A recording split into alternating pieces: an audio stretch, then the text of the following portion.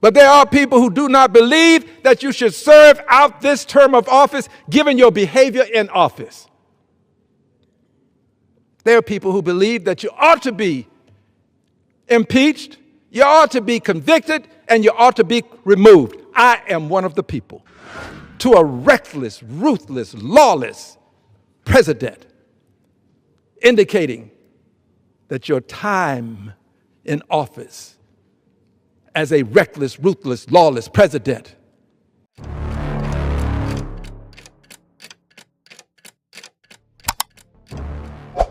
Certaines procédures, lorsqu'elles se répètent en dehors du cycle habituel, cessent d'être des événements isolés et signalent un changement dans la manière dont le système réagit. Le matin du 20 janvier, la Chambre des représentants des États-Unis a ouvert une session extraordinaire pour présenter officiellement de nouveaux chefs d'accusation contre Donald Trump. La séance a été convoquée de manière extraordinaire et accompagnée d'un dossier procédural de plus d'une centaine de pages, rédigé par un groupe de 147 parlementaires de différents partis. La date, le format et le contenu de la session l'ont rapidement distingué d'autres épisodes récents, non seulement parce qu'il s'agit de la troisième procédure de ce type contre la même personne, mais aussi en raison du contexte sans précédent. Le président est simultanément au centre de multiples enquêtes fédérales, défendeur dans des actions pénales, cité dans des actions de disqualification constitutionnelle et en tête de la course à la présidence au sein de son parti. La formalisation des articles est intervenue quelques jours après que la Cour suprême ait rejeté les dernières allégations d'immunité de la défense de Trump, dans un mouvement interprété par les analystes comme un affaiblissement institutionnel de la thèse selon laquelle un président reste immunisé contre toute responsabilité judiciaire ordinaire. Cette décision, ajoutée aux sanctions infligées aux avocats liés au président et à l'ouverture d'audiences disciplinaires à la Chambre haute, a créé la convergence qui manquait pour donner de l'élan à une initiative à caractère exceptionnel, même dans un cycle déjà marqué par des conflits institutionnels hors normes. L'acte d'accusation a été remis en main propre au président de la Chambre au début de la session. Et après avoir été officiellement enregistré, il a été transmis directement à la commission judiciaire.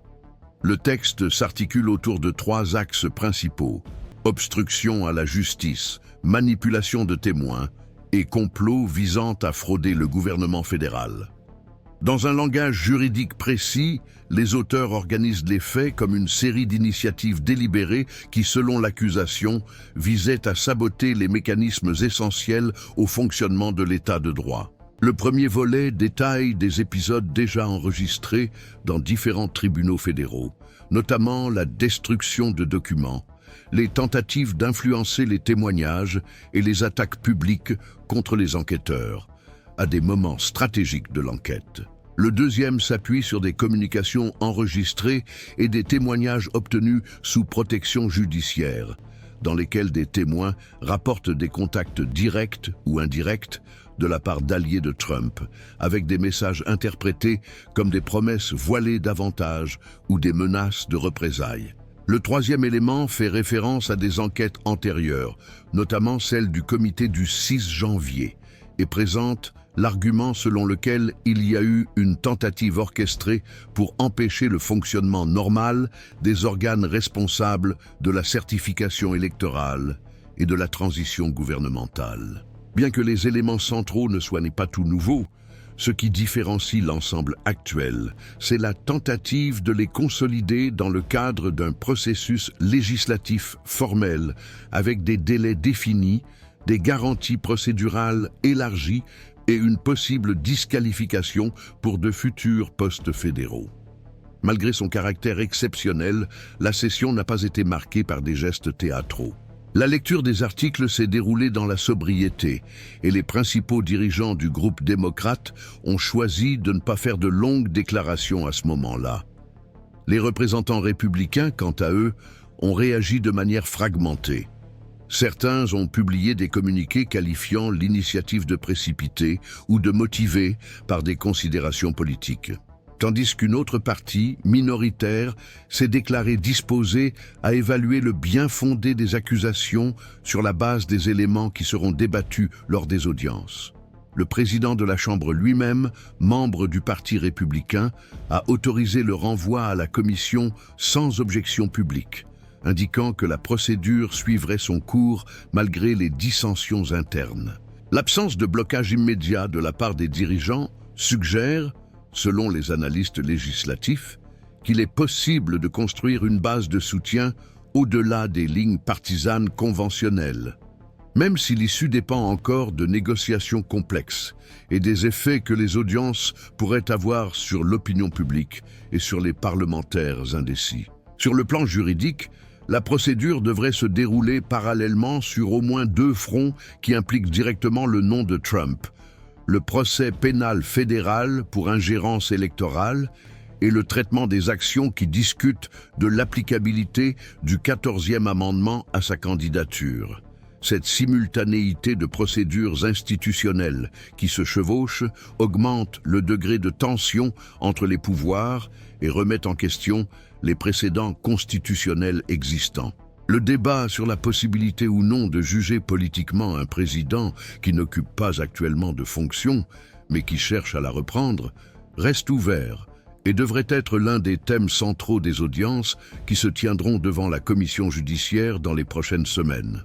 La résolution qui sous-tend la procédure prévoit déjà des audiences avec des garanties de défense étendues, y compris la possibilité de présenter des preuves, de convoquer des témoins et de faire valoir la défense technique.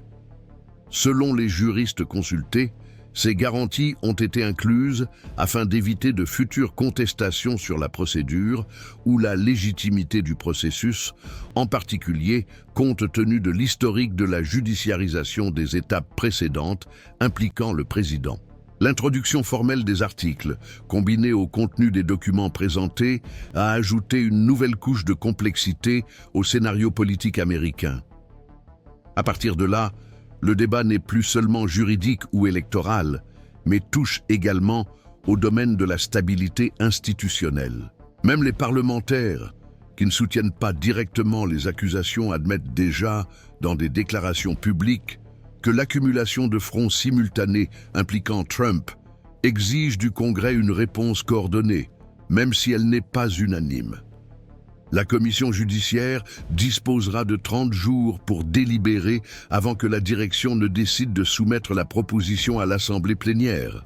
Au cours de cette période, le contenu des audiences et la manière dont les preuves seront présentées pourraient influencer non seulement le vote des parlementaires indécis, mais aussi la perception de secteurs de la société qui, jusqu'à présent, n'avaient pas pris clairement position sur le rôle du Congrès dans des épisodes comme celui-ci. Lorsque les litiges juridiques et les processus législatifs se chevauchent, il est essentiel de suivre les détails avec précision. Notre engagement éditorial est d'offrir ce suivi continu, en reliant les événements actuels aux rouages institutionnels qui les sous-tendent. À partir de là, le processus évolue dans une zone où plusieurs domaines institutionnels se chevauchent et pousse le Congrès à définir des paramètres d'interprétation qui n'étaient pas clairement établis jusqu'alors. C'est dans ce contexte que l'action de la commission judiciaire devient le centre de gravité du conflit. La commission, traditionnellement chargée d'analyser le bien-fondé des articles de mise en accusation, joue désormais un rôle plus étendu. Elle doit à la fois valider le fondement factuel des accusations et établir, sur la base de fondements juridiques, si la Constitution permet à un président d'être jugé politiquement lorsqu'il n'occupe plus de fonction publique, mais se présente activement à une élection. Cette double fonction, technique et politique, confère à la procédure une ampleur sans précédent. La question ne porte plus uniquement sur le contenu des accusations, mais inclut également la portée de l'autorité du Congrès face à une personnalité publique qui est à la fois la cible du système judiciaire et un acteur politique en lice. Les premières séances de la commission ont déjà été programmées, avec des audiences publiques et la présentation de documents par les auteurs des articles. Les représentants de la défense de Trump ont également été invités à participer avec des garanties expresses de présentation de preuves, de témoignages et de déclarations orales. Parmi les juristes convoqués pour fournir des éclaircissements à la commission figurent des personnalités ayant des positions divergentes sur la constitutionnalité de la procédure, ce qui indique la volonté des dirigeants de créer un climat d'analyse élargi, non limité aux seuls parlementaires. L'un des points qui tend à retenir l'attention est l'interprétation de la fonction de la destitution comme un outil de disqualification future et non seulement de destitution immédiate. Cette interprétation a déjà fait l'objet de débats à plusieurs reprises, comme lors du procès qui a suivi les événements de janvier 2021, mais elle n'a toujours pas fait l'objet d'une consolidation doctrinale ou judiciaire définitive. Le précédent ouvert à l'époque, lorsque le Sénat a décidé de procéder au procès même après la fin du mandat, est aujourd'hui repris dans des circonstances différentes. Trump n'est plus au pouvoir, mais cherche explicitement à y revenir. Cette convergence aide à comprendre pourquoi le débat actuel ne peut être considéré comme une simple répétition des procédures précédentes. La nature cumulative des accusations et la présence de nouvelles preuves issues de procédures judiciaires ultérieures modifient la portée de l'analyse. Le deuxième article, par exemple, s'appuie sur des documents apparus après l'application de sanctions disciplinaires à l'encontre de membres de l'équipe juridique de Trump qui révèlent des contacts avec des témoins considérés par l'accusation comme des tentatives d'influencer les dépositions. Ces éléments n'étaient pas disponibles lors des précédentes tentatives de responsabilisation.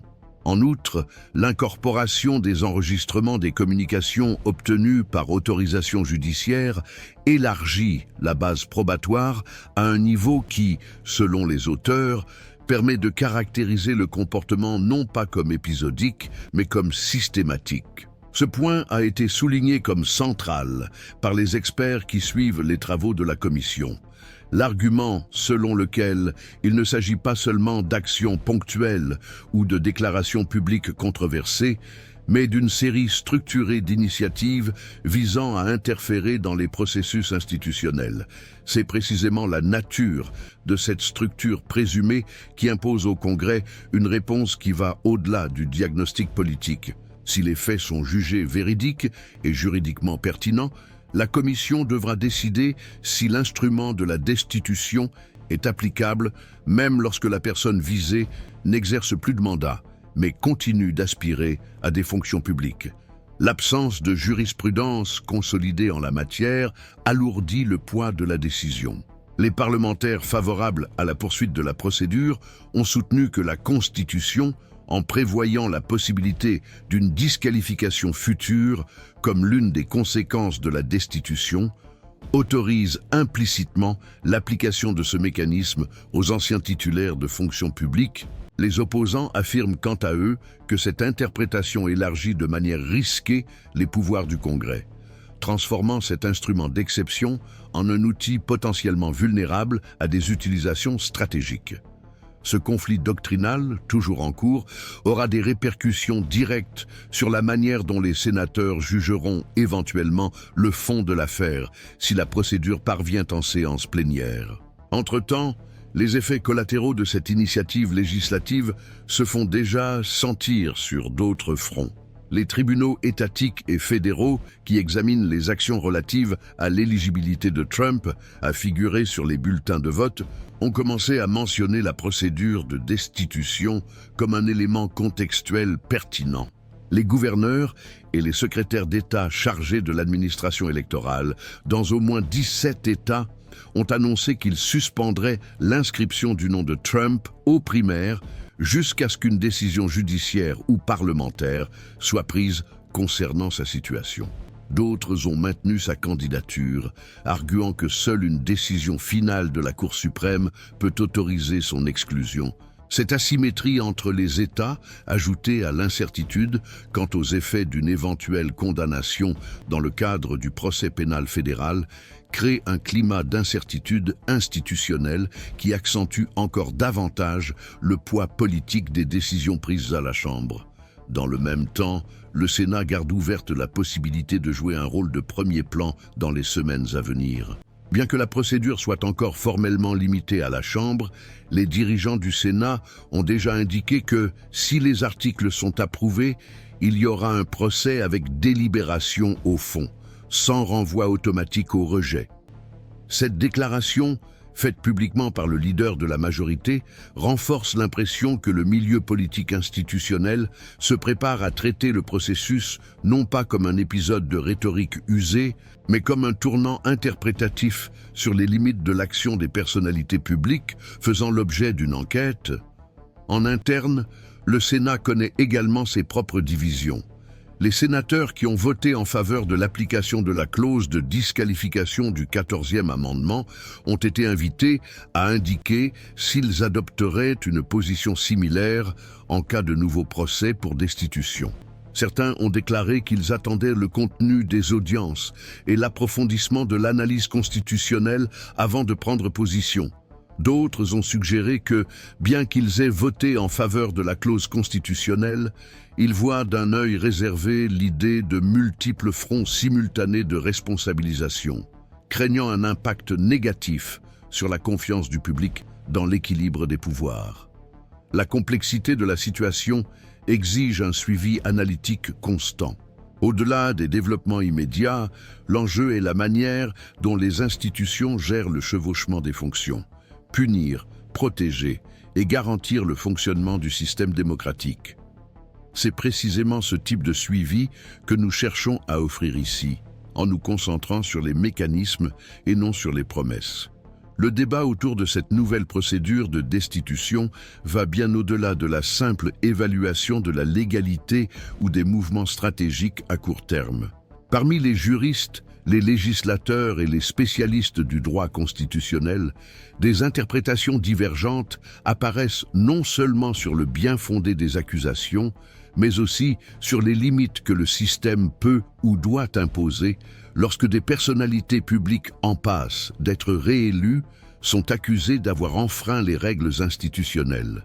L'absence de précédents clairs sur la possibilité de juger politiquement un ancien président candidat à un nouveau mandat, combinée à la coexistence de multiples fronts judiciaires et administratifs, crée un scénario dans lequel des décisions partielles peuvent produire des effets systémiques même sans résolution formelle. Dans ce contexte, le processus dépend moins de la recherche d'une condamnation rapide que de la construction d'une réponse institutionnelle capable de résister à l'examen historique, quelle que soit l'issue immédiate. Selon des registres et des analyses en coulisses, une partie des parlementaires qui ont soutenu l'introduction des articles soutiennent que, dans ce cas, la destitution remplit une double fonction: responsabiliser les comportements et réaffirmer le rôle du Congrès face à la judiciarisation croissante de la politique. Pour ce groupe, en agissant, le pouvoir législatif empêche le pouvoir judiciaire d'assumer seul le poids des crises institutionnelles, préservant ainsi l'équilibre entre les pouvoirs. D'autre part, certaines interprétations mettent en garde contre le risque de chevauchement de mécanismes de nature différente. Pour ces détracteurs, les sanctions pénales, électorales et administratives déjà en cours seraient suffisantes pour poursuivre les comportements attribués à Donald Trump, et le recours répété à la destitution pourrait être interprété comme un excès institutionnel. Ainsi, la controverse ne se limite pas à la légalité, mais implique la définition pratique du rôle de chaque pouvoir face à des situations exceptionnelles. Les analystes ayant une perspective historique soulignent que les moments de rupture institutionnelle aux États-Unis ont rarement été résolus par un seul mécanisme de responsabilisation. La reconstruction après le scandale Richard Nixon et les rebondissements de l'affaire Iran-Contras sont cités comme exemples de réponses à plusieurs niveaux, avec des organes distincts agissant en parallèle, parfois de manière redondante, face aux menaces pesant sur la stabilité républicaine. La différence avec le scénario actuel réside dans l'extrême simultanéité. Actions civiles et pénales, débats sur l'inéligibilité, procédures administratives au niveau des États et procédures de destitution en cours au milieu de la course électorale. Cette superposition crée des défis d'interprétation continue, obligeant les acteurs à repositionner leurs arguments à chaque nouveau mouvement, souvent sans avoir le temps d'assimiler pleinement les effets de l'étape précédente. Cette complexité se reflète également dans les discours des dirigeants des partis, alors que le président de la Chambre des représentants reste discret, évitant les déclarations percutantes. Des parlementaires tels que Liz Cheney et Adam Schiff adoptent des approches différentes pour justifier leur position. Cheney, toujours officiellement lié au Parti républicain, soutient que l'accumulation des comportements attribués à Donald Trump révèle un schéma incompatible avec l'intégrité exigée de toute autorité publique.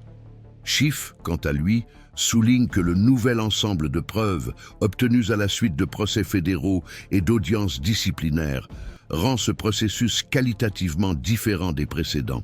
Malgré leurs différences d'approche, tous deux s'accordent à dire que, sans réponse législative, le Congrès risque de renoncer à une compétence constitutionnelle essentielle.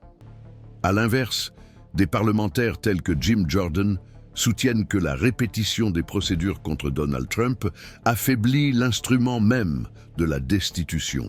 Pour ce courant, insister sur ce mécanisme renforcerait le discours de persécution politique et créerait un précédent pour son utilisation à des fins de représailles à l'avenir. Bien que cette opinion ait été minoritaire au début de la session extraordinaire, elle trouve de plus en plus d'écho dans les milieux conservateurs, alors que la procédure avance sans consensus consolidé dans les deux chambres législatives.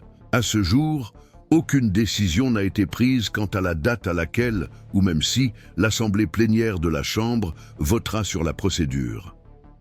Néanmoins, les dirigeants démocrates ont indiqué que la conduite de la procédure serait guidée par une évaluation de la faisabilité et de l'impact institutionnel, et non par une simple majorité de voix. Sur le plan juridique, la Cour suprême ne s'est pas encore prononcée de manière définitive sur la constitutionnalité du jugement des anciens présidents par impeachment, bien que des décisions récentes, telles que l'autorisation de jugement après la fin du mandat en 2021, puissent servir de précédent indirect. La difficulté réside dans la consolidation d'une compréhension uniforme, étant donné que la Cour évite de prendre des positions catégoriques sur des questions hautement politiques. Cette retenue transfère au Congrès une partie de la responsabilité de définir les contours opérationnels d'une clause constitutionnelle, encore ouverte à l'interprétation. Pour certains juristes, cette imprécision affaiblit le système. Pour d'autres, elle préserve l'espace de délibération politique inhérent à une république. Il n'y a pas non plus de consensus sur l'impact de la procédure sur la candidature de Donald Trump. Les sondages indiquent qu'une partie de l'électorat indépendant évalue positivement l'effort institutionnel de responsabilisation, tandis que certains secteurs du noyau républicain considèrent la destitution comme illégitime et ont tendance à réagir par une mobilisation accrue. Cette ambivalence renforce la perception selon laquelle la destitution, outre son rôle d'instrument juridique et politique, sert de test de résilience institutionnelle. La manière dont le Congrès mènera les prochaines étapes sera observée non seulement par les électeurs et les analystes, mais aussi par d'autres démocraties confrontées à des dilemmes similaires concernant la portée du pouvoir législatif dans des contextes d'hyperpolitisation de la justice. Quelle que soit l'issue formelle, cet épisode constitue déjà une étude sur les limites fonctionnelles des outils constitutionnels dans des scénarios à forte densité institutionnelle. L'interaction entre les preuves documentaires, les disputes politiques et les interprétations juridiques oblige les acteurs à gérer non seulement les normes, mais aussi l'impact de leurs décisions sur la perception de la légitimité. Ce processus offre une occasion rare d'observer comment une démocratie réagit lorsque les instruments traditionnels font l'objet de contestations. Nous continuerons à suivre chaque étape avec une attention particulière, en fournissant un contexte institutionnel et une analyse fondée sans anticiper les conclusions, mais en valorisant ce que chaque mouvement révèle sur le fonctionnement de la démocratie.